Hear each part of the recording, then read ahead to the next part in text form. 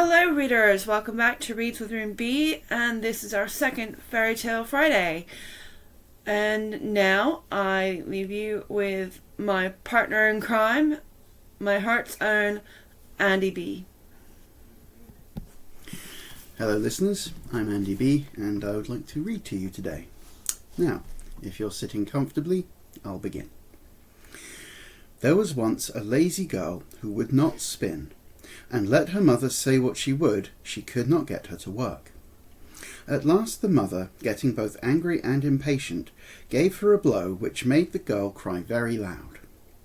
Just then the queen, passing by, heard the noise, and stopping the carriage, she stepped into the house and asked the mother why she beat her daughter in such a way that the passers-by in the street heard her shrieks. The mother, however, was ashamed that her daughter's laziness should be known, and said, "I cannot make her leave off spinning.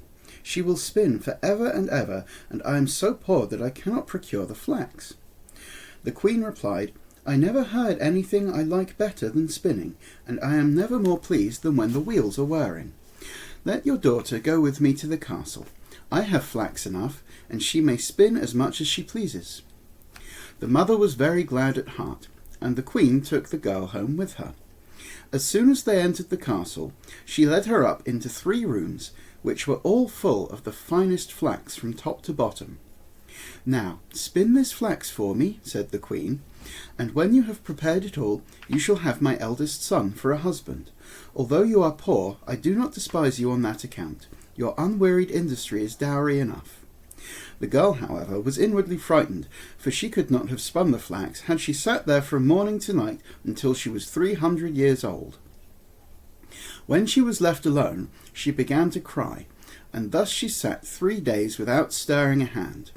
On the 3rd day the queen came, and when she saw that nothing was yet spun, she wondered, and the maiden excused herself by saying that she had not been able to begin yet, on account of her great sorrow at leaving her mother's house.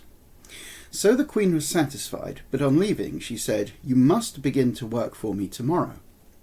As soon as the girl was again alone, she knew not how to act or help herself, and in her vexation she went and looked out of the window. She saw 3 women passing by, the first of whom had a broad flat foot.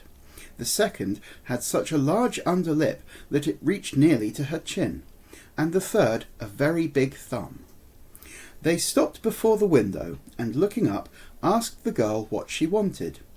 She told them her trouble, and they offered her their help, saying, "Will you invite us to the wedding? And not be ashamed of us, but call us your aunts, and let us sit at your table. If you do all these, we will spin the flax in a very short time for you."